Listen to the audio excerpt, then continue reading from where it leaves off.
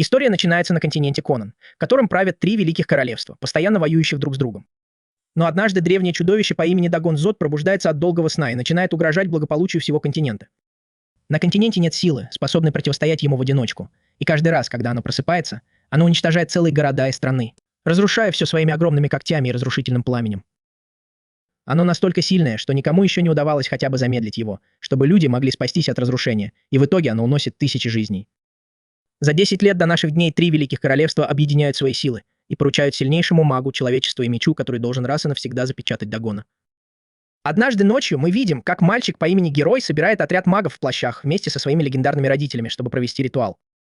Как только восходит фиолетовая луна, мечница с фиолетовыми волосами решает использовать себя в качестве приманки, чтобы выманить злого дракона. Вскоре на земле появляется огромная тень, из которой высовываются два огромных когтя, а затем появляется отвратительный дракон, который издает громкий рев, прежде чем решает съесть жену мага на ужин. Когда дракон приближается к ней, она разрывает цепи и накладывает связывающее заклинание, чтобы удержать Дагона Зота на месте. Воспользовавшись моментом, маги вокруг нее накладывают мощное защитное заклинание, возглавляемое ее мужем Баро и их сыном Хиро, который присоединяется к нему с магическим зеркалом. И все они начинают ритуал, чтобы запечатать древнего дракона. Все идет хорошо, но вдруг кто-то стреляет в Боро из лука, и он падает на землю. Несмотря на ранение, он просит их продолжить ритуал, но Зод вырывается и бросается на героя, чтобы убить его. Чтобы спасти сына, Баро произносит мощное заклинание, которое заставляет дракона отступить, оставляя на его груди огромный шрам. Но почему-то такой же шрам появляется и на груди героя. После того, как заклинание было произнесено, Зод решает выпустить огненное дыхание и сжигает все вокруг. Но благодаря защитному заклинанию отца, Хиро удается выжить. Через 10 лет Хиро вырастает, и мы видим, как он путешествует по разным землям, одетый в плащ и с огромным мечом за спиной. Он продолжает свой путь, пока не добирается до нового города, где стражники проверяют всех, прежде чем пропустить внутрь. Хиро встает в очередь, и когда подходит его очередь, один из стражников, взглянув на него, приходит в ужас и пропускает его, без проблем. Хиро бродит по городу, изучая его улицы, пока не замечает маленькую девочку, которая объявляет о прибытии некоего Намбука, который едет в роскошной колеснице в окружении стражников и солдат. Богатый торговец осыпает толпу бронзовыми монетами, притворяясь щедрым, и все кланяются и начинают драться за монеты. Одна из монет падает рядом с Хиро, но когда он пытается ее поднять, маленький мальчик по имени Пиша выхватывает ее и убегает. Но тут главарь банды выбивает монету у него из рук и говорит, что не нужно брать деньги Намбука, потому что он просто раздает деньги, которые сам у них забрал. Один из мальчишек говорит, что если бы он что-нибудь украл, то это была бы великая трофа, магический предмет, который исполняет любое желание, включая вечную еду и богатство. Но их главарь говорит, что это невозможно, и велит им уходить, пока не влипли в неприятности. Но Писхат все равно остается, потому что увидел великую трофу и решает забраться в колесницу, пока никто не видит. Но, к несчастью для него, Намбука замечает его в колеснице. Тем временем Хиро видит на улице мужчину, утверждающего, что у него есть редкий герб дракона, который когда-то принадлежал легендарному герою Далхаберу, победившему злого дракона. Но история, которую рассказывает мужчина, совсем не похожа на то, что Хиро знает наверняка. Внезапно один из уличных мальчишек выхватывает герб у мужчины и убегает, но его огромный телохранитель, Хаке, ловит мальчишку и поднимает его в воздух. Мужчина приказывает ему пару раз ударить мальчишку, чтобы преподать ему урок, но прежде чем огромный громила успевает что-то сделать, вмешивается Хару и приставляет свой огромный клинок к уродливому лицу охранника, предупреждая, что если тот не остановится, то он пустит его в ход. Мужчина говорит, что герб не фамильная ценность, и он не может позволить кому попало его украсть, поэтому Хиро предлагает ему золотую монету за то, чтобы он его продал. Мужчина соглашается и благодарит Хиро, прежде чем уйти. А маленький воришка жалуется, что Хиро разрушил его план, потому что отвлек телохранителей, и его банда не смогла ничего украсть. После этого мальчик быстро выхватывает герб у героя, говоря, что забирает его в качестве платы, и убегает со своими друзьями. Они скрываются в своем убежище в городе, но Хиро пробирается в их логово и забирает герб обратно. Он спрашивает у главаря банды, как его зовут, и тот отвечает, что его зовут Тим. Хиро показывает ему герб и говорит, что он принадлежит ему, а затем выпрыгивает из окна и бежит по крышам, а дети преследуют его по узким переулкам. Тем временем загадочный человек по имени Джуру ходит по рынку и расспрашивает всех о герое, показывая свой рисунок. Его напарница Полупа говорит, что это, скорее всего, первый герой, который сюда придет, потому что он потратил все деньги за месяц, прежде чем сбежать. В другой части города мэр устраивает грандиозный ужин для Намбука, который требует, чтобы тот продал ему все свое имущество. Мэр беспокоится о росте цен из-за монополии Намбука на минералы и беспорядках, которые это может вызвать. Но Намбука угрожает ему своими войсками и говорит, что контролировать массы легко, используя страх, и что он должен принять его предложение. Затем его напарница Широшару достает великую тробу и говорит, что если он примет их предложение, они будут использовать ее в его интересах. В этот момент кто-то с помощью маленького существа, похожего на дракона, крадет великую траву с помощью липкого языка, но Широшару использует свою магию, чтобы взорвать крышу особняка. И Печет падает вместе с великой тробой. В городе Хиро веселится, убегая от уличной банды. Пока они гонятся за ним по крышам, один из мальчишек падает, но он успевает схватить его за руку и спасает. Вдруг один из ребят кричит Туму и говорит, что Песхе поймали на краже великой травы и собираются казнить. Услышав это, ребята бросаются спасать своего друга, оставив Хиро позади, и он задумывается о том, что такое дружба. На рассвете мы видим, как Печета привязали к столбу на городской площади, но толпа собралась посмотреть на его казнь. Намбука и мэр наблюдают за происходящим с балкона, и Намбука говорит мэру, что эта казнь послужит хорошим примером, чтобы вселить страх в людей. Но прежде чем мальчишку убьют, Хиро выходит из толпы и говорит Шерихару, чтобы тот остановился. Он представляется странствующим мечником и говорит, что они слишком сурово наказывают его. Услышав это, Шерихару смеется и приказывает солдатам избавиться от бедного на вид мечника. Но вместо того, чтобы испугаться, Хиро просто улыбается и говорит, что уже давно не испытывал таких мурашек по коже, а затем начинает крушить всех, как Мадара Учиха. Шерихара присоединяется к битве и стреляет в него молнией, но Хиро ловко уворачивается и расправляется с солдатами. Сначала это выглядит круто, но потом солдаты понимают, что меч Хиро не причиняет им никакого вреда. Шерихара спрашивает, что здесь делает Хиро с этой игрушкой, и приказывает всем окружить его. Дела у нашего героя идут плохо, но тут внезапно появляется Дзиро и присоединяется к Хиро и Палупе. Банда Тайда использует это, чтобы спасти Песхе и выбраться оттуда. Палупа говорит Гиру, что это он виноват в том, что сказал Хиро, что тот станет мастером меча через 10 лет. А потом поворачивается к ней и говорит, что даже Дагона Зота на его уровне не сможет победить. Увидев это, Шершахру хватает Великий Троуф и готовится превратить их всех в пыль с помощью сильного заклинания. Хиро узнает синий предмет и говорит, что это потолочная подвеска, которая принадлежала его отцу. И Намбука удивляется, кем был Хиро, но потом говорит, что это не важно. И собирается вернуться в дом, думая, что атака Широшару все равно их уничтожит. Ситуация для Хиро и его банды выглядит очень плохо. Но перед тем, как атака достигает их, на земле появляется огромная тень, из которой высовывается коготь, блокирующий атаку, а затем отбрасывающий ее в гору. Затем из тени появляется огромный злой дракон Дек и Зои, удивляя всех, и на его груди появляется огромная метка, похожая на метку героев. Увидев злого дракона, Харо ослепляет жажда мести, и он обрушивает шквал атак на огромного дракона. Но дракон легко хватает его и вырубает. Джиру бросается на помощь Хару, но солдаты вокруг них начинают стрелять в Дагона Зота. Некоторые стрелы летят в Джиру и Хиро. Но прежде чем они успевают попасть под обстрел, Дагон Зот спасает их, а затем сбивает с ног солдат вокруг них, прежде чем исчезнуть в царстве теней и выбраться оттуда. Увидев все это, Намбука начинает смеяться и говорит мэру, что ужас наконец-то вернулся, и если у него есть сила спасти свой народ от дракона-угрицы, они будут бояться его всю жизнь и подчиняться ему. Он говорит, что Дагонза пробудился, чтобы он мог использовать его, и уходит, направляясь в земли, где умирают желания. Затем действие переносится в убежище воров, где Намбука лежит без сознания. Дзиро вспоминает события десятилетней давности, когда родители Хиро пытались запечатать Дагонза в буферной зоне между тремя могущественными королевствами. Мать Хиро, Кисма, пожертвовала собой, чтобы выманить дракона, а его отец, Барол, провел ритуал запечатывания с помощью священного зеркала и сотни могущественных магов. К сожалению, попытка провалилась, и несмотря на все усилия Дзиро спасти Хиро, его родители и все маги были поглощены пожирающим души пламенем дракона. Он говорит всем, что тот, кто погибнет в этом пламени, не сможет воскреснуть, даже с помощью заклинаний воскрешения, а значит Хиро больше никогда не увидит своих родителей. Эхара приходит в себя и в бреду зовет Дагонза. Он сразу же говорит, что хочет найти дракона и отомстить. Тейт говорит, что он, конечно, не настолько глуп, чтобы думать, что сможет победить легендарного дракона, но Хиро говорит, что последние 10 лет он тренировался именно для этого. Тамп недооценивает силу Хиро, но он говорит, что если он будет серьезен, то его настоящая сила будет отличаться от той, что они видели сегодня. Песхат предлагает использовать Гранд-Трову, чтобы победить Дагонза, напоминая Хиро, что именно это пытался сделать его отец. Затем Темен спрашивает их о Намбука. И Хиро объясняет, что Намбука — это злой торговец оружием, который разжигает конфликты между королевствами ради наживы, манипулирует рынками и доводит торговцев до банкротства. Хиро говорит, что он найдет Намбука и получит Великую Трову, чтобы победить Дагона Зота, и уходит вместе с Гуру и Палупой. Пока они идут по городу, Палупа требует вернуть деньги, которые украл Хиро, и приходит в ярость, когда узнает, что он потратил часть из них на поддельный герб. Затем сцена переключается на Шаре Ишара, который сердито связывается с Намбука с помощью магического зеркала. Она упрекает его в том, что он бросил ее в городе, но Намбука холодно приказывает ей найти мальчика, которого спасли Даг и Зот. Хиро и его друзья решают перекусить. Полупа напоминает им, что у них мало денег, и отказывается тратить их на дорогой ресторан, и ведет их в переулок.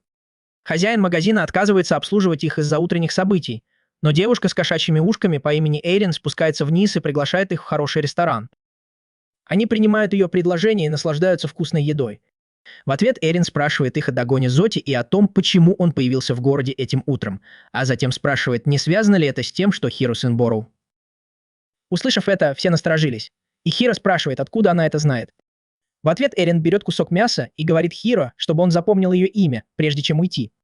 Когда она уходит, Дзиро советует Хиро не позволять таким симпатичным девушкам сбивать его с толку, а потом они обсуждают, где можно переночевать. Но Полупа говорит, что они будут спать на улице, потому что у них нет денег.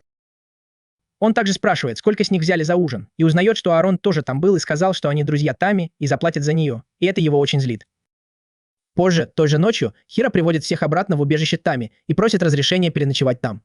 Сначала Тейт отказывается, но Пеши говорит, что они спасли ему жизнь, и просит Тейта позволить им остаться. На следующее утро Тейт спрашивает Хиро о его планах, но Дзиро не хочет отпускать его сразу. Он говорит, что Хиро еще не умеет обращаться с мечом, и ему нужно потренироваться, чтобы справиться с монстрами, с которыми они могут столкнуться в пути. Они также просят разрешения остаться в убежище еще на несколько дней, и Дзиро предлагает готовить им горячую еду в обмен на это. После этого Хиро и его друзья отправляются в пустыню, где Дзиро позволяет Хиро получить по заднице от каких-то жалких слизняков. Полупа напоминает Дзиро, что Хиро не умеет обращаться с мечом, но Дзиро говорит, что он умеет только учить этому, так что у них нет выбора. После этого Дзиро решает пойти поохотиться на монстров, чтобы решить их финансовые проблемы, а Полупа садится считать деньги, присматривая за Хиро. Хиро замечает огромного песчаного дракона, выползающего из песка позади Полупы, и решает напасть на него как последний придурок, каким он и является. А так они наносят никакого урона огромному дракону, который открывает пасть, словно собирается съесть их на обед. Но затем все удивляются, когда видят прекрасную девушку, сидящую у него на языке. Она выходит из пасти дракона, благодарит его за то, что он ее подвез, а затем отправляет обратно, подходит к Хиро и начинает слушать, как бьется его сердце, словно извращенка. Она говорит, что это звучит красиво, а потом просит Хиро пойти с ней. Странная девушка представляется как сирота и снова приближается к Хиро, глядя ему в глаза. Прежде чем Хиро успевает что-то сказать, появляется Дзиро и внезапно нападает на Сирата, но Хиро его останавливает. Сирата продолжает вести себя странно, ковыряясь в песке, пока остальные бегут обратно на базу.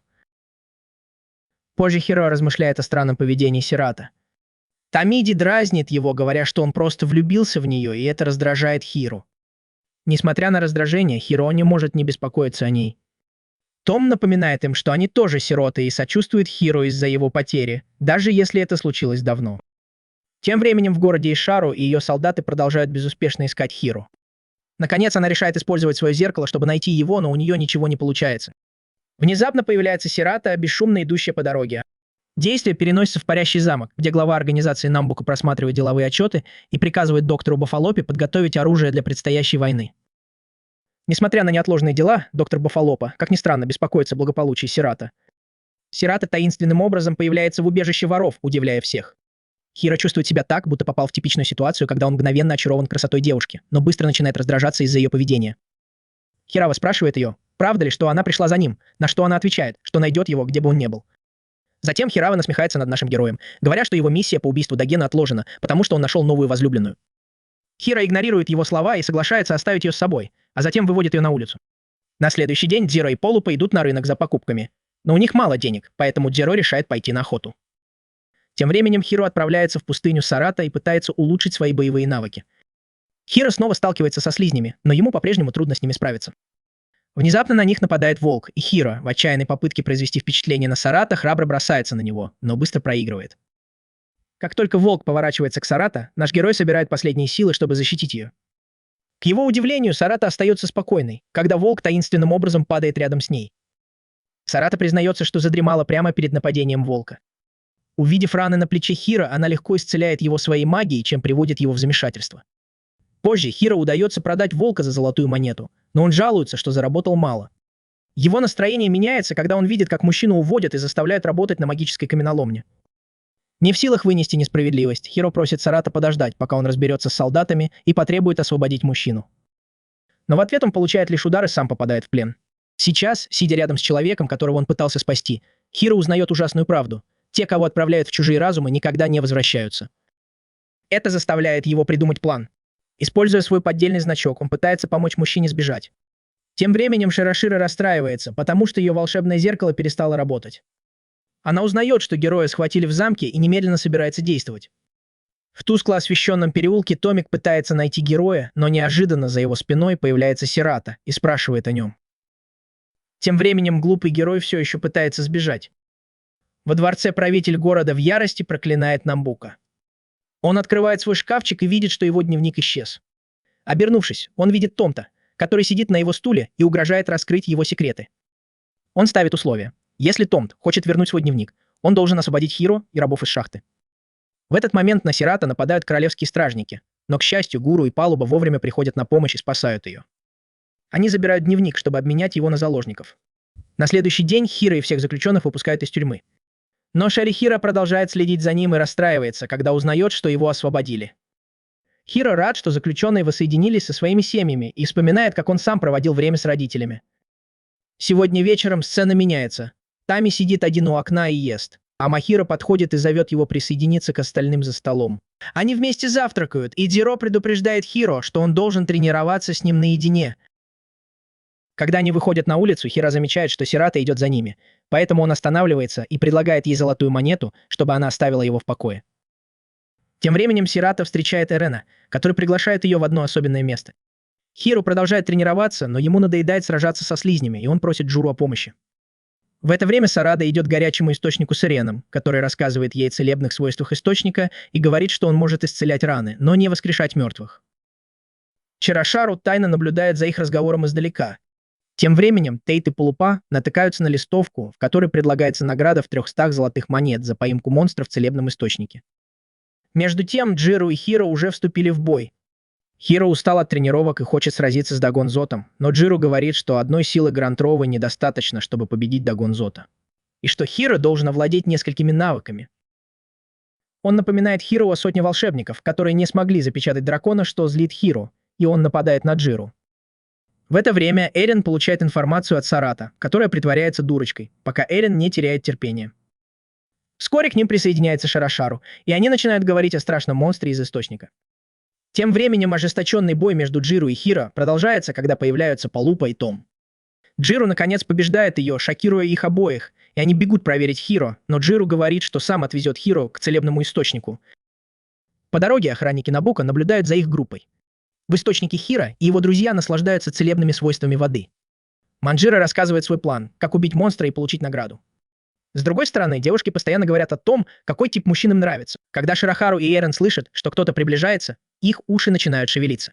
Шара рассказывает о Намбука и своей миссии по поиску Хиро, в которой участвует Эрен, и быстро исчезает вместе с Сирата. Охранники Широшира все еще находятся на месте и ждут ее приказа. Раны Хиро почти зажили, когда Том спрашивает его о шраме на груди, и Полипа рассказывает ему о трагедии Бальбага, которая привела к этому шраму. Тем временем Шерри Шаруа с помощью магии находит Хиро и отдает приказ. Джири говорит Хиро, что их путешествие – это не просто тренировка, и впереди их ждет много задач, которые нужно решить. Хиро рад, что Джири наконец-то согласился с его планом. Увидев, что они смеются вместе, Широшира подает сигнал своим солдатам, чтобы они проснулись. Пока они разговаривают, начинается хаос, и гигантский осьминог устраивает погром, схватив Сирата. Эрен быстро уходит, а монстр продолжает буйствовать, нападая на всех вокруг. Монстр даже хватает Шару и отбрасывает ее в сторону. Джиру выходит вперед и побеждает монстра. Хиро находит Сирату у озера и спрашивает, как она себя чувствует. Половат и Тайт оставляют влюбленных наедине. После победы над монстром они привозят его в город и узнают, что изначальное объявление было ловушкой, которую устроила Широшира, чтобы поймать Хиро. Они планируют продать щупальца монстра богатым покупателям и использовать деньги для покупки доспехов Хиро. Однако доспехи оказываются слишком дорогими, и им приходится пойти на компромисс и купить дешевую кольчугу. На следующий день главный герой прощается с детьми и готовится продолжить свое путешествие. К всеобщему удивлению, Тамин выражает желание присоединиться к группе, несмотря на возражения друзей, пока они готовятся забрать Великую Трову и вернуться. Они дают обещание и отправляются в путь с новой решимостью. По дороге они встречают Эрен, которая рассказывает, что за нападением монстра стоит Шарихару, и выражает желание присоединиться к их группе. Она показывает карту, на которой отмечено местоположение Намбука, и указывает на место, где исполняются желания. Однако она жадная и говорит, что поделится этой информацией только в том случае, если ей позволят присоединиться к ним. Хайрул, будучи немного извращенцем и любителем острых ощущений, легко соглашается. Остальные вздыхают и идут за ними. Они идут через пустыню, пока не видят знак, предупреждающий об опасных медведях в этом районе. Но наш герой думает только о драконе и идет вперед, а группа на мгновение останавливается. Пала Баттонс Эрин идет с ними, но она отвечает, что он разрешил ей. Наш герой ругает их за медлительность, но сам быстрее, чем твоя бывшая, скатывается с песчаного холма. В этот момент над ними пролетает странная птица и открывает глаз на животе, который позволяет Намбука и его приспешникам следить за группой и видеть, где они находятся. Группа продолжает идти, пока не доходит до леса, где они останавливаются, чтобы отдохнуть и набрать еды и воды. Тамен поражен всем этим, потому что думал, что за городом ничего нет, кроме пустыни. Затем возвращается тот же Бурундук и нападает на группу, но им удается увернуться и спрятаться за камнем. Но птица снова нападает, и наш парень выходит вперед, чтобы показать, что он умеет драться. Птица нападает на него, но он не может ранить ее мечом, и тогда Киру отгоняет ее.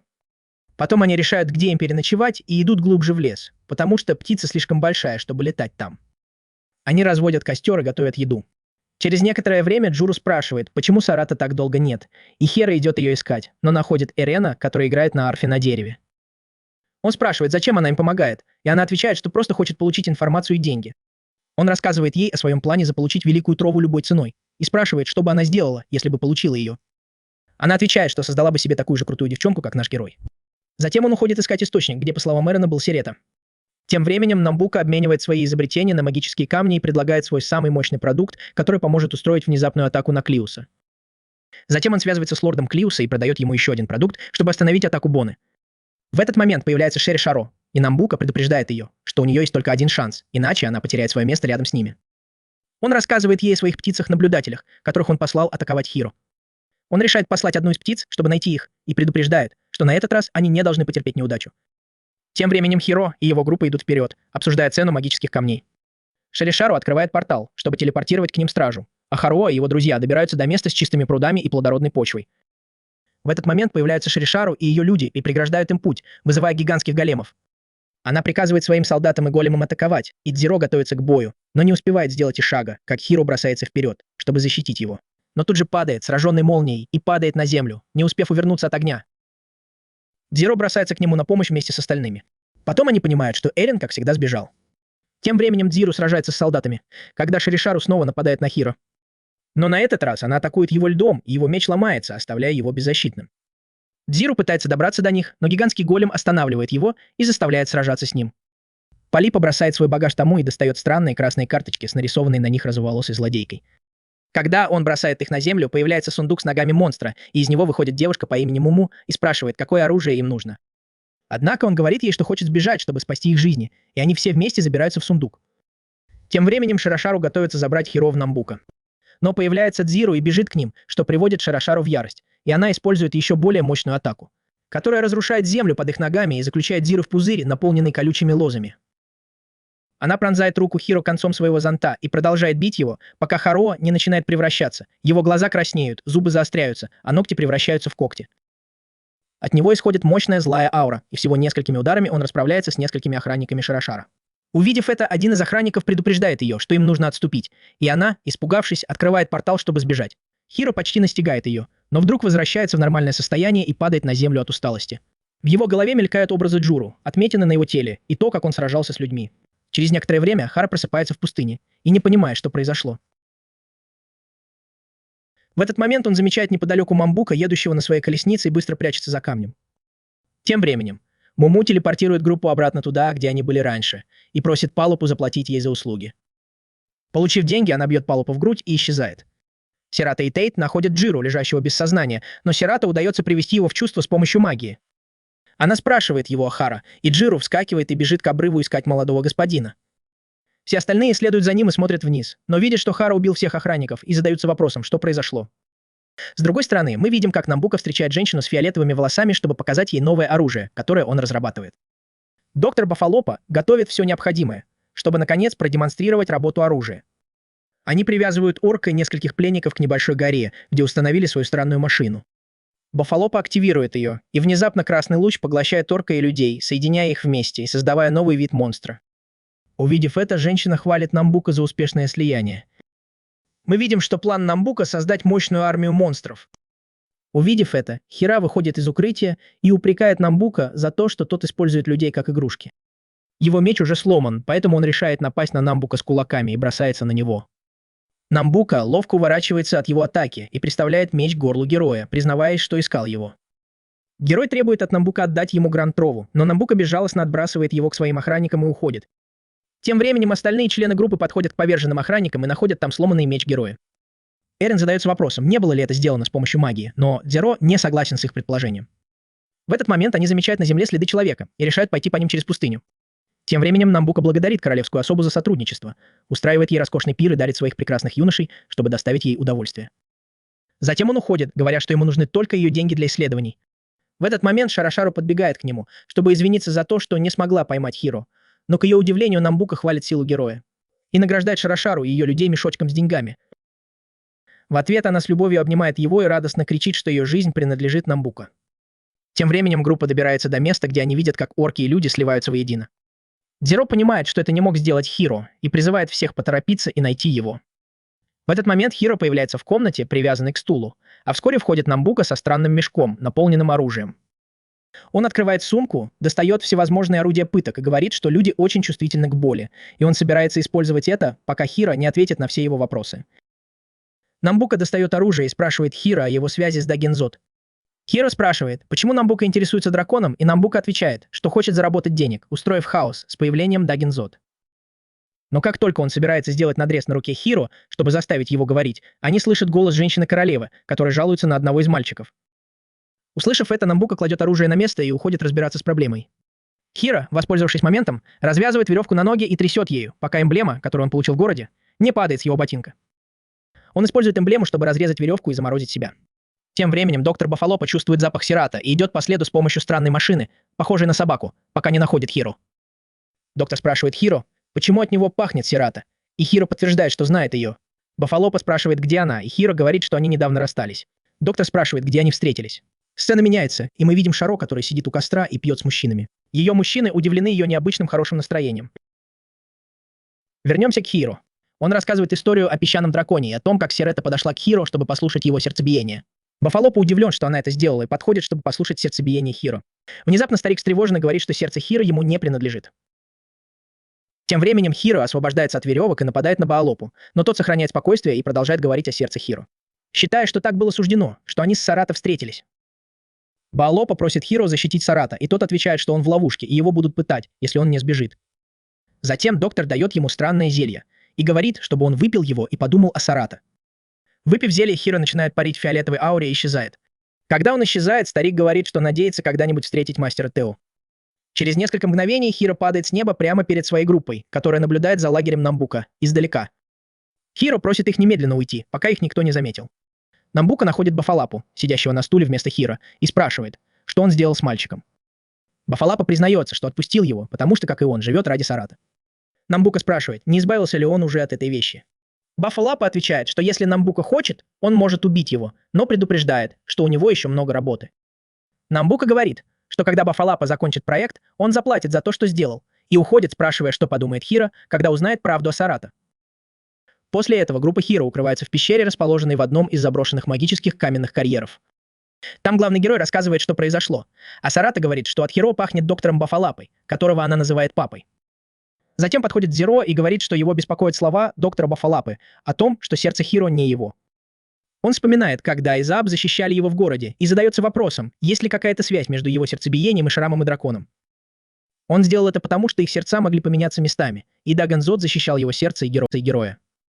Он продолжает объяснять, что, возможно, 10 лет назад Бароу в отчаянии обменял сердце своего сына на сердце дракона. И поэтому Хиро смог пробудить в себе странные силы в моменты страха и боли. Он говорит, что эти силы были скрыты в сердце Зода, и называет это превращение в дракона. Но Хара только спрашивает, значит ли это, что он должен умереть, чтобы убить Дэйва и Зода. Дзиро отвечает, что они не могут знать наверняка, и Хара уходит, расстроенный мыслью о том, что ему придется столкнуться со своей смертью, чтобы завершить месть. Дзиру и Палупа следуют за ним, и Арон пытается сделать то же самое, но Тами говорит, что подглядывать за ним неправильно, и это личное. Тем временем Шеришару играет с монстром по имени Желтый Пес, которого ей подарил Намбука, и приказывает ему найти героя. Внезапно из шерсти пса появляются красные глаза и улетают на поиски своей цели, а Шира прощается с ними. Хиро сидит на краю обрыва, когда появляются Джуру и Палиба. Палиба подходит и говорит, что он был очаровательным ребенком, даже если сейчас он просто проблемный юноша. Он напоминает ему, что Хиро всегда так делал, когда ему было плохо, например, во время похорон родителей или во время тренировок с Дзиру, и что-то шло не так. Хиро спрашивает, куда направляется Палупа, и объясняет, что Джиро учился магии по ночам после тренировок. И потратил 10 лет, чтобы понять, что Бароу рисковал ради спасения сына и заботился о нем. Палупа говорит, что они должны защищать его и всегда будут рядом. Хиро спрашивает, останутся ли они с ним, пока он не получит Великую Трову. Затем он решает, что если он получит сокровище своего отца, то сможет обменять свое сердце на сердце дракона и спастись. После этого группа воссоединяется и продолжает путь, хотя Эрен снова исчезает. Пока они идут, Сарата слышит стук его сердца, на что Палупа говорит, что это невозможно, но настаивает, что слышит.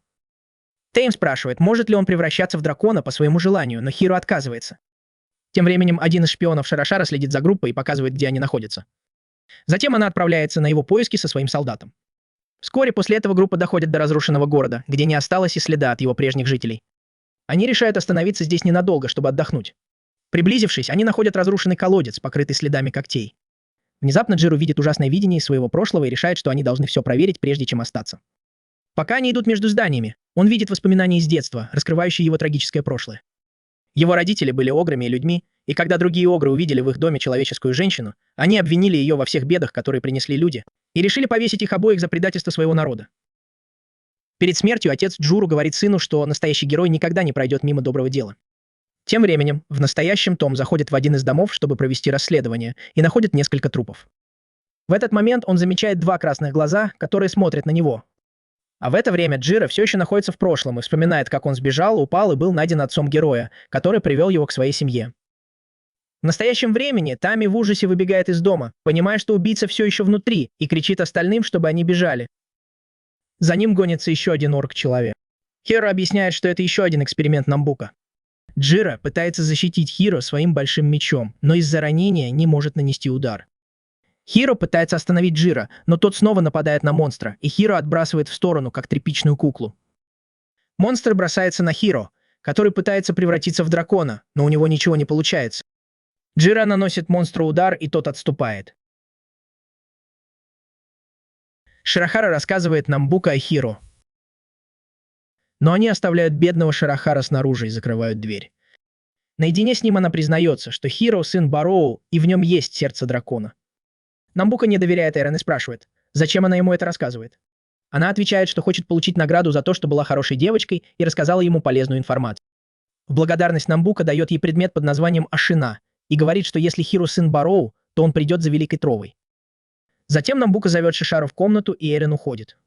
Он просит ее убить Хиро, и она сразу соглашается. Позже Эрен использует подаренное Намбука серебро и приходит в деревню, где остановилась группа. Они останавливаются в Букана, где пересекаются разные дороги и есть несколько магазинов. Гарри хочет купить меч, но Палиба предупреждает, что он должен быть дешевым, потому что у них мало денег и впереди долгий путь. Они останавливаются в гостинице, где планируют немного отдохнуть, но им придется готовить и есть в своей комнате, чтобы сэкономить. Харуо пробует несколько мечей в магазине, пока Джиро не находит более короткий и легкий клинок, который ему больше подходит. Главный герой с восторгом размахивает им, показывая его Сирата, которая признает, что это немного страшно, но все равно решает взять его. Орнаменты останавливаются перед магазином. Продавец пытается убедить их купить его и даже предлагает скидку. Но это слишком дорого, поэтому Сирата показывает Хару монету, которую ей дали. И говорит, что ей очень понравился этот блестящий камень, так что покупать ей ничего не нужно. Они выходят из магазина и встречаются с Джуру. Тем временем Эрен идет в оружейный магазин и покупает 5 зачарованных стрел с магическими наконечниками, которые легко могут убить большого монстра. Вечером группа собирается на ужин и обсуждает слова Бафалопы о мастере Тео, и они узнают, что Тео был врачом его отца. Сирата объясняет, что она знает его, и они друзья, что всех шокирует. Мид предлагает встретиться с Тео, чтобы получить больше информации. После этого они решают, что завтра отправятся на поиски доктора, и идут в свои комнаты, чтобы поспать, пока Сирата еще не легла. Джиро и Хиро разговаривают о предыдущем городе, и Хиро спрашивает, почему Джиро спас его, на что тот отвечает, что это его работа. Хиро спрашивает, почему он не спит, и Джиро говорит, что у него внутри дракон, и ему неспокойно. Но в ту ночь происходит что-то странное. Тень в городе начинает шевелиться и расти. Странная тень снова двигается и нападает на кошку, которая спит неподалеку, оставляя от нее только колокольчик. Вскоре после этого за стенами гостиницы раздаются взрывы, и группа выбегает посмотреть, что происходит. Тень в форме дракона разрушает дома и поглощает людей, которых касается своими длинными конечностями. Наш главный герой бежит на площадь, чтобы рассмотреть тень поближе, и задается вопросом, не Диген ли это. Тем временем тень приближается и продолжает пожирать жителей деревни.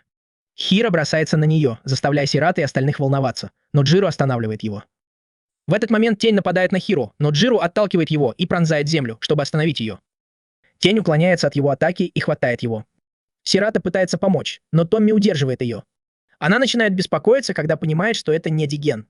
Затем рядом с Хиро появляется Шерихира, и мы узнаем, что это чудовище, которое Намбука создал с помощью Бафалапа и отдал ей. Тем временем Сирата и остальные бегут к Хиро, пока рядом с ними не происходит взрыв. Шарашару приказывает существу по имени Даку съесть Джиру, а сама направляет острие своего зонта в сердце Хиро. Бафалопа с облегчением видит Кирата в зеркале. Намбука, стоящий позади него, приказывает ему не сводить глаз с Хару. Бафалопа говорит, что они не должны убивать его, потому что он — судьба Кирата. С другой стороны, Шерихиру яростно атакует Хару, но тот успевает схватить ее оружие, прежде чем оно пронзит его грудь, и она бьет его током. Мы понимаем, что план Намбука состоит в том, чтобы подвергнуть опасности сердца драконов, чтобы появился Даганзот. Шеру продолжает направлять свое оружие на сердце Хиро, но он кричит ей, чтобы она не ранила Джиру, отвлекая ее. Ей все же удается слегка ранить его, что приводит его в ярость, и он превращается в дракона и отбрасывает ее назад своей энергией. Тем временем Бафалопа не знает, какую внутреннюю силу ему использовать. Окруженный темной молнией, Хиро сталкивается с охранниками Намбука, выходящими из тени. Джиру, все еще окутанная тенью, освобождается благодаря стреле, выпущенной Эрином. Шеришара приказывает Даку атаковать Хиро, и тень бросается на него, пытаясь поглотить, но силы Дагонза разбивают ее на мелкие кусочки, шокируя всех. Внезапно у Дагонза начинают появляться когти, и он появляется в своей полной форме, рыча. Несмотря на свое состояние, Хиро хватает меч и инстинктивно наносит удар дракону, но попадает в Джиро. Шеришару и ее команда отступают, а камеры наблюдения показывают, как Хиро взрывается перед Бафалопа и Намбука. Хиро приходит в себя, а Сарета внезапно чувствует себя очень плохо. Через несколько мгновений все бросаются к Джиро, лежащей в луже крови. И Хиро понимает, что он наделал, и начинает плакать. На следующее утро Джиро лежит в постели, тяжело раненая, а Сирата и Хиро ухаживают за ней. Хиро чувствует себя виноватым и сожалеет, что напал на него. Тем временем на кухне папа недоволен едой, которую приготовил. Внезапно Джиро просыпается, и это приносит облегчение. Несмотря на то, что герой выздоровел, Джиро чувствует запах приготовленной Палупой еды и хвалит его. Герой чувствует себя виноватым за то, что напал на Джиру, но Джиру и Палупа уверяют его, что это был не он. Тем не менее, это событие сильно повлияло на героя, и он сожалеет о том, что сделал. Его беспокойство усиливается, когда Сарата предупреждает его о том, что лечение может быть опасным. Хиро предлагает гуру отдохнуть, но тот беспокоится, что драконья форма Хиро опасна, и если он будет продолжать ее использовать, то однажды не сможет вернуться в человеческий облик и останется в таком виде навсегда. Затем Джиру снова ложится и предлагает спросить мастера Тео, знает ли он что-нибудь об этом, и снова теряет сознание. Тем временем между Полупой и Муму возникает спор из-за редких трав Софии, необходимых для лечения Джиру, и Муму уходит, не дав лекарства.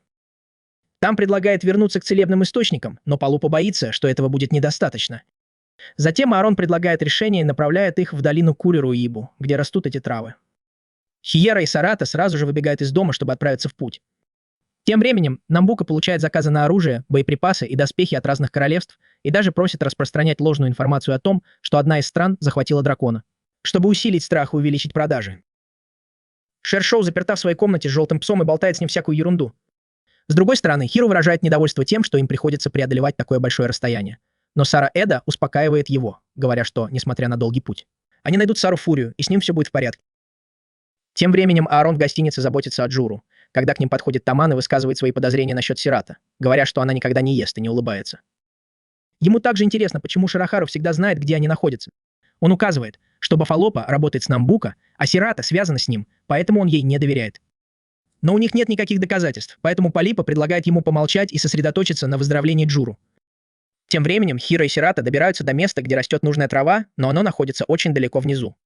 Хара просит Сирата подождать наверху, но она отказывается и идет с ним, решив помочь Джуру. После долгих поисков на дне каньона они ничего не находят, пока из высокой травы не появляется гигантская рогатая лягушка и нападает на них. Сирата отталкивает Хиро, и они вместе убегают, поскальзываясь на земле, потому что начинается дождь. Затем Сирата замечает холмик и видит на нем нужное растение. Протагонист радостно бежит, чтобы достать его. Тем временем Комета рассказывает о нападении тени на Хара и задается вопросом, не приказал ли Намбука Шишара снова схватить его. Эрин рассказывает, что на этот раз Намбука приказал ей убить Хиро и объясняет, что она подслушала разговор самого Намбука и что она смогла следить за ним с помощью Ашины. Она говорит, что, возможно, Намбука хочет понять отношения между Хиро и Дагон Зутом, и это объясняет, почему они все оказались вместе. Тем временем Харуо изо всех сил пытается вырвать траву из земли, но у него ничего не получается. Внезапно земля начинает трястись, и появляется огромная черепаха, и он понимает, что гора, на которой растет трава, на самом деле является панцирем черепахи. Тем временем Эрин наконец объясняет остальным, почему они должны спешить и отправиться в страну, где желания умирают, если он хочет отомстить за своих родителей. Она рассказывает о ложных слухах о Дагон Зод, которые ходят в 3 королевствах, и это напоминает Палупе о стратегии Намбука по созданию хаоса и продаже, все большего количества оружия. Харуо все еще пытается вытащить Серафию, а гигантская черепаха начинает двигаться, усиливая хаос. Эйм соглашается с Палупой и объясняет, что с ростом спроса на оружие цены на магические камни тоже растут, и Намбука тайно контролирует цены на магические камни. Поэтому он быстро становится невероятно богатым. Хиро все еще пытается достать растения, но срывается и падает. Аарон хвалит решимость Хиро, но она беспокоится, что если так будет продолжаться, то на континенте начнется война, и будет невозможно пересечь поле боя, чтобы добраться до Намбука. Они должны спешить, чтобы найти Великую Трову, отомстить за своих родителей и покончить с этим. Когда Палупа шутит о том, чего она хочет взамен, она небрежно отмахивается от этого. В конце концов, Хиро удается достать траву, которую называют София, но он падает с черепахи, и Сирата ловит его. Она смеется, держа его в объятиях, и когда они спускаются, он говорит ей, что впервые видит ее улыбку. Сирата на мгновение опускает глаза, но потом снова улыбается, и они обмениваются счастливыми взглядами. Как только они возвращаются домой, лекарство, приготовленное мистером Фурией, начинает действовать, и Джиро начинает выздоравливать. Затем мы видим, как Тамт использует Альшину Эрина для общения с Пишатом, и он потрясен, услышав несколько странных новостей. Тем временем Джиро благодарит Хиро за спасение, а Сарата также восхищается его усилиями. Как раз в этот момент Тамок возвращается в комнату и возвращает всю шину Эрину, а затем делится ужасной новостью о том, что в его городе людей эксплуатируют для работы в шахтах. Их отправляют туда умирать, и они не получают никакой еды. Он спрашивает Эрина, какова будет судьба Линакиса, если начнется война. Он начинает плакать и клянется добыть для них Великую Трову. Видя его таким, Сарата тоже пускает слезу. Хару расспрашивает Палупу о подробностях. Затем группа решает отдохнуть и подготовиться к продолжению своего путешествия на следующее утро. Несколько часов спустя все покидают деревню, и Том говорит Палупе, что, по его мнению, присутствие Сарета больше не беспокоит его. Потому что он видел слезы в ее глазах, когда плакал сам. Когда они идут дальше, Джиро сообщает Хара, что мастер Тео живет в этих священных горах. Хара смущен встречей с Тео, так как его больше беспокоит предстоящая война. Джиро уверяет его, что перед тем, как получить Гранд Трову, встреча с Тео принесет им больше пользы.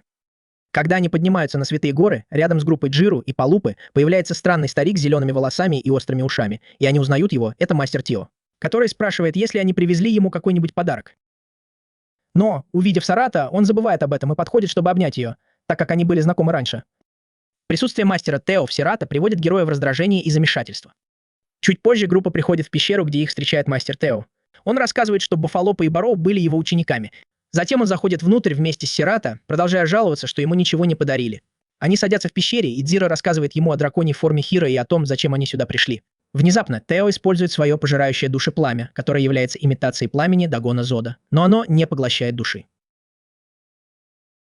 Он говорит, что знает об Альбага, где погибло бесчисленное количество душ. Земля была выжжена, а сердце Дагона Зода было заменено на сердце Хиро.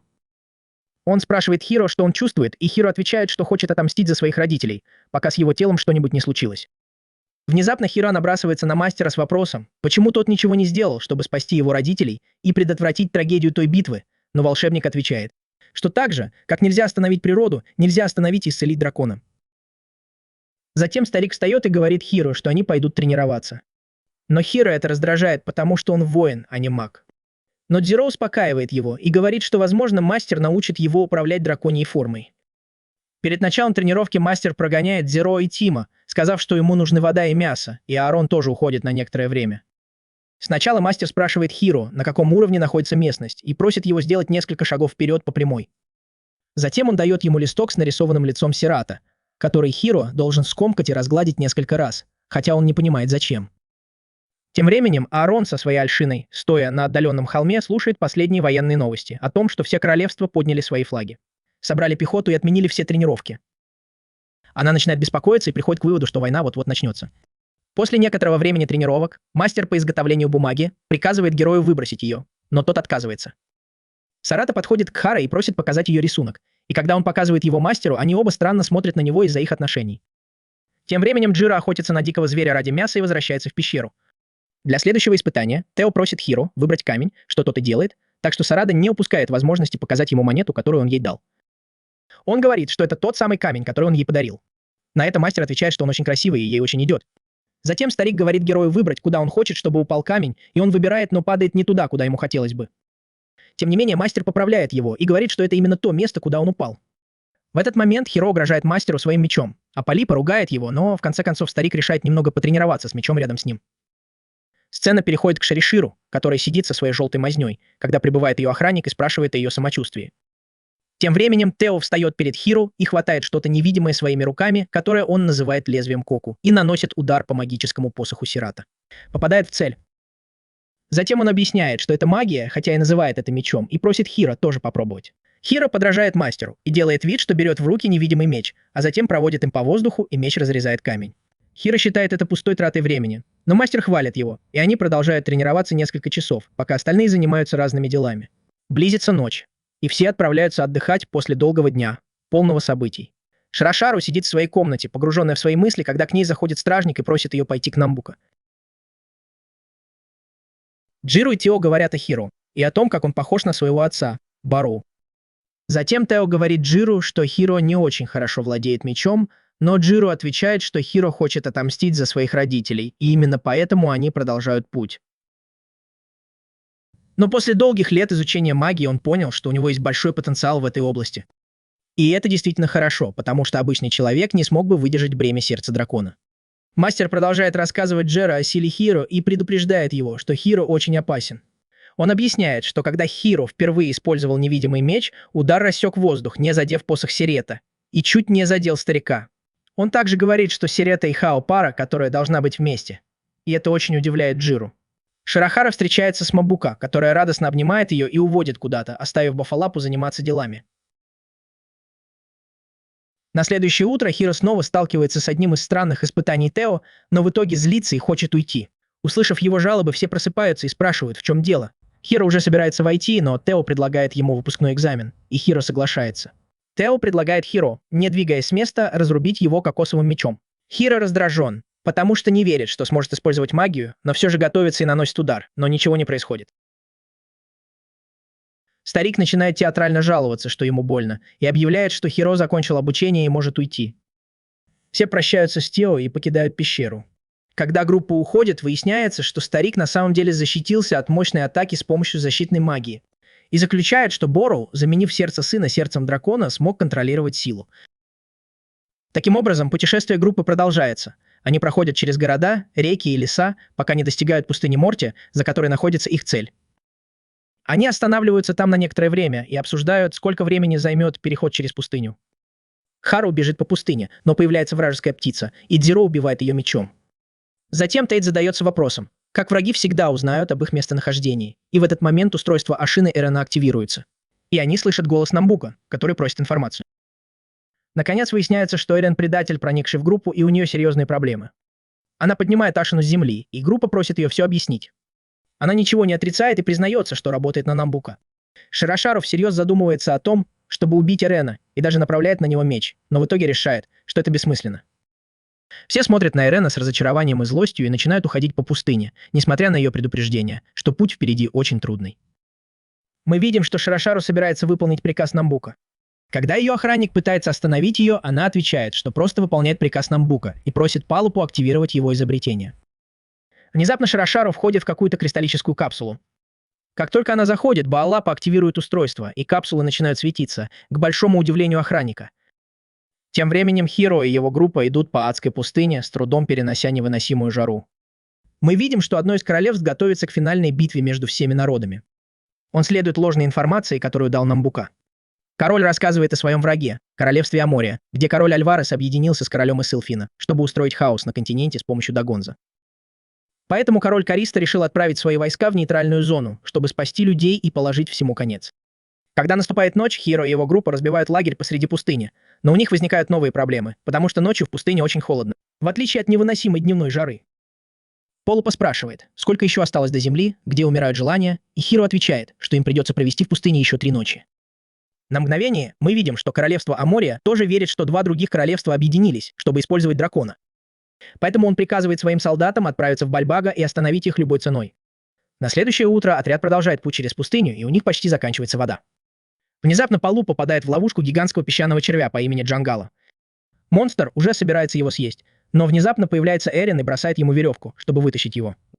Хотя Хиро и спас Палупу, он злится на Хиро и говорит ей уходить, но Аарон предупреждает их об опасности и показывает им тело мертвого монстра. В это время королевство Исиафин попадает в ловушку Намбука, думая, что два других королевства объединились. В пустыне начинается сильная песчаная буря, и отряд разделяется. Палова просыпается рядом с Эрином, который предлагает поискать оазис, а Дзиро находит Тома, который ослаб и остался один. Хиро оказывается в пустыне вместе с Сирата. Халупа отказывается от помощи Эрена, но вскоре падает от усталости, а на следующий день чувствует себя лучше. Сирата видит, что Хиро становится хуже, и идет искать воду, чтобы помочь ему. Две группы медленно воссоединяются в оазисе, где они встречаются. С другой стороны, Шарихира появляется перед Сарата и Хиро, выглядя намного сильнее после того, как слилась с желтой собакой. Она насмехается над слабым состоянием Хиро и вырубает Сирата, чтобы схватить Хиро и телепортировать его в Намбука с помощью магического камня. Тем временем страны собирают свои армии в Бальбага, готовясь к финальной битве, как и 10 лет назад. Когда Хиро приходит в себя, он оказывается перед Намбука и Широшару. Несмотря ни на что, его волнует только сокровище отца, и он требует его вернуть. Он достает меч и пытается напасть на Намбука. Но Намбука блокирует его и угрожает, говоря, что они уже знакомы. Намбука объясняет, что он был свидетелем катастрофы в Балбага, где он и получил Великую Трову. Он признается, что это он выпустил стрелу, которая ранила Бароу и помешала ему запечатать дракона. Он говорит, что уже тогда у него был план – устроить хаос, чтобы страны потратили все свои богатства, а он смог разбогатеть. Хиро обвиняет его в убийстве своих родителей, но Намбука отрицает это и перекладывает вину на Дегина Зота. Затем он спрашивает Хиро, каково это – носить сердце дракона, который, как считалось, был мертв 10 лет. Он вспоминает, как сбежал невредимым благодаря кровавому кристаллу дракона и был очарован злой силой пламени Даганзога. Он восхищается силой и красотой злого дракона. Хиро обвиняет его в том, что он прославляет то, что привело к гибели сотен людей, включая его родителей. Хиро снова нападает, но безуспешно, и Намбука говорит, что не убьет его, потому что контроль над драконом зависит от его жизни. Тем временем группа в пустыне пытается найти Хиро и Сирета с помощью устройства Эрена, и вдруг они слышат слабый голос Сирета и бегут в том направлении. Они находят ее одну в гигантском кристаллизованном камне с волшебным посохом. Дзиро беспокоится, что ее действия могут привлечь дракона, и настаивает на том, чтобы помочь ей. Тем не менее, она продолжает бить по камню и звать героя, пока ее посох не ломается, и тогда на полной скорости появляется дракон. Дракон открывает пасть и заглатывает Сирата, а Джура бросается на него. Внезапно дракон открывает пасть и выпускает Сирата, который говорит, что это ее друг и что он отвезет их к Хиро. Затем Полупав вспоминает, что когда они впервые встретили ее, она тоже появилась из пасти дракона. Мы видим, как все летят над пустыней на красном драконе, а Сирата сидит у него во рту. Тем временем Намбука связывается с Баалапой, чтобы узнать о приготовлениях, и доктор говорит, что магия, оставшаяся в сфере Хирачи, будет сжата в их мегамагическом реакторе. А затем они отправят эти реакторы в Балбага. Им просто нужно добавить сокровища с потолка в устройство, которое они строят, чтобы завоевать континент. Однако Баалапа предупреждает, что им понадобится вся энергия особняка, чтобы получить необходимую мощь, и Намбука соглашается. В этот момент доктор замечает что-то очень странное на своем радаре, и мы видим, как группа приближается к дракону. Пока они продолжают приближаться к дракону, Тамик замечает, что это больше похоже на особняк, напоминающий замок демона. Аарон объясняет, что когда-то им правил некто по имени Хирачи. Внезапно с вражеской базы вылетает большое копье и смертельно ранит дракона, который падает замертво в нижней части крепости. Группе удается вовремя спрятаться, пока приближаются приспешники Намбука. Особняк находится выше, и до него никак не добраться, потому что они больше не могут использовать Муу.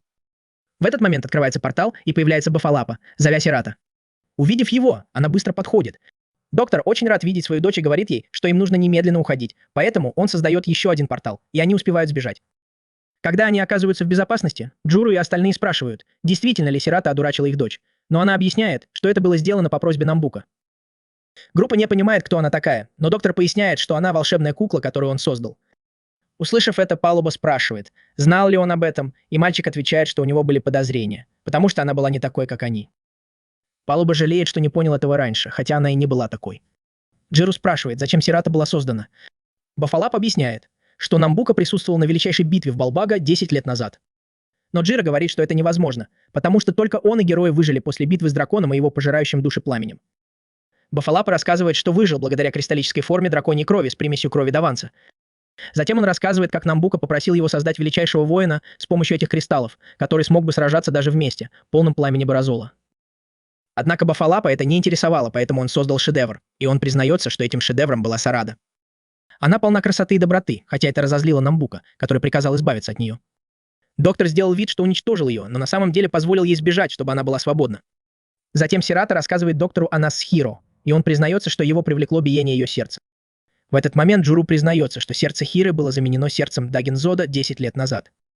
В этот момент Бафилопа понимает, что сердце Хира связано с кристаллом, из которого был создан Сарата. Сирата прерывает его и говорит, что должна немедленно пойти к Хара, но доктор отказывается и просит оставить мальчика, потому что скоро наступит время дракона и Намбуга призовет Дагензота. Он предполагает, что Намбуга, возможно, хочет использовать и ее. Однако Сирета не слушается доктора, отказывается оставить Хиро на произвол судьбы и убегает вместе с Иреном. Увидев это, Бафилопа удивляется, неужели у нее теперь есть собственное сознание, ведь раньше она никогда не ослушивалась его, и просит остальных позаботиться о ней. Палава и Тейт недовольны словами старика, но Дзиро сразу же отвечает, что они позаботятся о ней и спасут Хиро от Намбука. Затем группа приходит в комнату с гигантским камнем, и внезапно появляются Намбука и Широшара, держащие Хиро. Сарата просит занять место Хиро, но тот отказывается и объясняет, что они нужны ему для его плана. В этот момент они угрожают навредить Хиро, и Сирата идет к ним. Широшара открывает портал и отправляет их троих в Балбага. Дзирби пытается остановить их, но Широшара не дает ему, говоря, что он должен сразиться с ней. Оказавшись в Балбага, Намбука заставляет Хиро увидеть место, где 10 лет назад была предрешена его судьба. Внезапно начинается солнечное затмение, и солдаты королевств готовятся к худшему, думая, что это конец света. Так начинается час дракона, и магические камни в Балбага, заряженные оставшейся энергией Дзирохи, наконец активируются. Ширира предупреждает группу, что они ничего не могут сделать, и раскрывает истинный план Намбука – собрать солдат 3 наций, чтобы объединить их с ЗТ Дагона, и создать нечто большее, чем просто злой дракон. Внезапно сфера Джерохи, где они находятся, начинает сжиматься, и Шерри объясняет, что собирается направить ее энергию в Балбага. Группа говорит Ширира, что все умрут, но она отвечает, что даже Намбука погибнет там. Затем появляется экран для связи со всей сферой. Намбука говорит им, что использует всю магию их душ и благодарит их за то, что они пожертвовали собой ради его плана. Все эти люди, слуги и помощники начинают кричать и просить о помощи, кроме Ширара, который все еще верит, что его спасут. Но Намбука прерывает связь, и Широхара понимает, что она тоже никогда не была ему важна, и начинает плакать от отчаяния и ярости. Затем Бафалапа говорит, что попытается вытащить их, и объясняет, что его настоящее тело находится в Балбага. Тем временем Намбука говорит Сирата, что в ней скоро проснется что-то новое. Но тут появляется настоящий Баалапа и пытается остановить его. Но это не входило в планы Намбука, поэтому он нападает на старика, оставляя его тяжело раненым. Затем Намбука смотрит прямо на Сирата и произносит заклинание, которое не позволяет ей ослушаться его приказов, и превращает ее, открывая новую форму. Намбука приказывает ей сразиться с Хиро, объясняя, что страх, который он испытывает, пробудит в нем сердце Дагензода и вызовет дракона. Хиро умоляет Сирата не подчиняться, давая понять, что не хочет сражаться с ней, но она безжалостно нападает на него. Тем временем, охваченный страхом, Хиро чувствует, как все вокруг рушится, и энергия передается в Балбага. Они пытаются найти выход, но у них ничего не получается, и они понимают, что с помощью Муму могут проделать дыру. Однако Муму говорит, что не может проникнуть в сферу Джирочиуса. Палуба спрашивает, есть ли у них оружие, способное пробить сферу, и она отвечает, что есть, поэтому все предлагают ей деньги, оружие и драгоценности в обмен на выход. Перед тем, как уйти, Джиру говорит Шаре, что когда они выберутся, она должна отвезти их в Балбага. Она соглашается и сердито просит Джиру позволить ей разобраться с Намбука. Через мгновение Муму направляет на сферу магическую пушку и стреляет, пробивая ее слои. Тем временем Хиро начинает превращаться в дракона, Сарета нападает на него, а Намбука подбадривает его. Когда Хиро превращается в дракона, он приказывает им обоим сражаться, называя это прекрасной битвой между двумя людьми, связанными судьбой.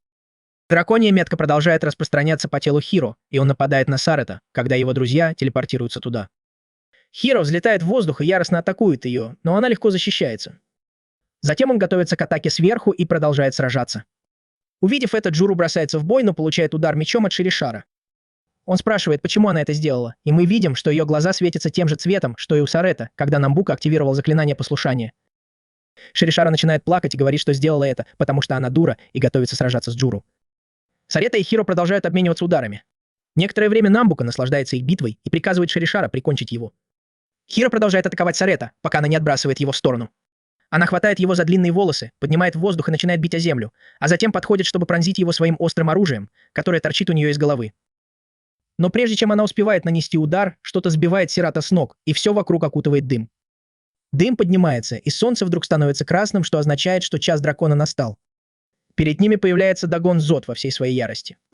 Намбука тут же активирует свою машину, и дракона поражает несколько лучей света. Намбука радуется успеху своего плана и предлагает дракону слиться с тысячами солдат, которые собрались здесь. Но подумав, что это может испортить его красоту, он берет серую трову и тоже помещает ее в устройство, прося, чтобы она слилась с ним. Вокруг красного солнца образуется огромный круг, и фиолетовый свет начинает опускаться вниз к огромной сфере. Сфера начинает разрушаться, и над драконом происходит мощный взрыв света. Увидев это, Намбука направляется к дракону и входит в световую вспышку. Шеришара и Джуру пытаются догнать Намбука, но у них ничего не выходит, и происходит мощный взрыв, который отбрасывает их в сторону. Через несколько мгновений мы видим, как вокруг вращается красный шар, показывая, что Намбука успешно слился с драконом. Бафалопа с трудом поднимается на ноги, а остальные в ужасе от того, что сделал Намбука. Амбука чувствует, что у Хиро бьется сердце, и прекращает атаку, холодно говоря, что хоть у него и есть сердце дракона, он все равно слабый человек. Затем он начинает бить его в воздухе. Хару видит, как его родители зовут его, и напоминает ему, что ему еще нужно кое-что сделать. Он хватает дракона за лапу и вырывается, но Намбука снова его ловит. Тем временем Бафалопа приказывает группе Хиро немедленно отключить реакторы и убрать Великую Трову из машины, чтобы магическая энергия вернулась и реактор на Земле, или Вдай потерял управление. Сарата наконец приходит в себя и видит рядом меч Хиро. В этот момент Намбука готовится к новой атаке, и пламя, пожирающее души, начинает распространяться. Бафалопа и его группа бросаются к нему, чтобы остановить, и успевают отключить реакторы. Кристаллы реактора мгновенно разбиваются, и Намбука теряет накопленную энергию. Хиро приходит в себя и видит, что Темт и Палуба схватили Великую Трову. Но у них нет магии Джироки. Намбука собирает пламя в одну руку и атакует, поджигая все вокруг. Бафалопа бежит спасать свою дочь. Дым и разрушения достигают даже армии королевства, но пламя их не пожирает. Когда дым и пламя рассеиваются, Намбука видит, что Сарата закрыла с собой героя, хотя кристалл на ее груди тускнеет. Она протягивает ему меч, но Намбука забирает у нее кристалл на груди, и она теряет сознание. Намбука думает, что теперь ему ничего не угрожает, ведь никто не сможет остановить пламя, пожирающее души. Но Хиро отрубает ему руку мечом и говорит, что он пожалеет, если причинит вред Сарата и убьет его родителей. Затем он снова нападает и пронзает Намбука, удивляя его, ведь никто из людей не мог причинить ему вред. Намбука падает на землю, а Харуо бросается к Сарата, но она все еще без сознания. Вскоре к ним присоединяется группа, и Даген Зод появляется из Намбука в своем изначальном облике. Хару уходит от Сирата с друзьями и готовится пронзить себя мечом, чтобы уничтожить сердца дракона. Но он вспоминает наставление мастера Тео и просит Тами бросить ему Великую Трову. Мальчик подчиняется, и Хару ловит ее, создавая новый меч из светящейся сферы. Он подпрыгивает в воздух с тровой в одной руке и мечом в другой, тем самым мечом Коку, которому Тео когда-то пытался его научить. Одним точным ударом он обнажает сердце монстра и использует трову, чтобы извлечь его. Джиру просит Хару поскорее заменить свое сердце сердцем дракона. Но вместо этого Хиро бросается к Сирата и отдает ей сердце дракона. Через несколько мгновений сердце начинает биться, и Сирата открывает глаза, счастливая, что видит его. Тем временем Дагон исчезает, небо открывается, и Хиро и Сирата смотрят друг на друга с улыбкой. Палупа, Аарон и Тейт сражаются за Великую Трову, но случайно роняют ее. Она разбивается на куски. Все паникуют, пока Джиру не говорит, что это была не настоящая Трова, потому что истинная Трова исчезла, когда ее миссия была выполнена. Палипус ругает Джиру, спрашивая, как он мог использовать такую мощную магию без настоящей травы, и объясняет, что сила Хиро настолько велика, что мастер Тео уже заметил, что ему никогда не нужна была Трова. Тем временем глаза Хиро наполняются слезами, когда он обнимает Сирата, который спрашивает, почему он плачет. Он быстро вытирает слезы, а потом она спрашивает об Баалабе. Но от него осталась только часть посоха, потому что именно он остановил последнюю атаку Намбука, позволив Сирата спасти Хиру. Увидев останки своего отца, Сирата обнимает обломок посоха и плачет. Вскоре группа понимает, что армия отступает, и Эрен признается, что это сделала она, и рассказывает королям всех стран об истинном плане Намбука и его причинах, благодаря чему война становится ненужной. В этот момент открывается портал, и Муму радостно встречает их, живых и невредимых, и готова забрать то, что они ей должны. Чуть поодаль плачет Шаришару, но ее находят бывшие солдаты Мамбука. Один из солдат подбадривает ее, говоря, что они наконец-то свободны и что теперь она стала еще красивее. Она взбодрилась и решила начать новую жизнь с ними и своим новым потрясающим телом. Позже наш главный герой и его группа хоронят Буфалопу на поле цветов и травы. Группа напоминает Хара, что теперь его сердце принадлежит Сирата, и она улыбается, слыша его биение. Затем группа думает, что делать дальше, и Тами говорит, что хочет вернуться к своим друзьям. Хару отдает ему эмблему Далибарта, считая, что она нужна Тейту больше.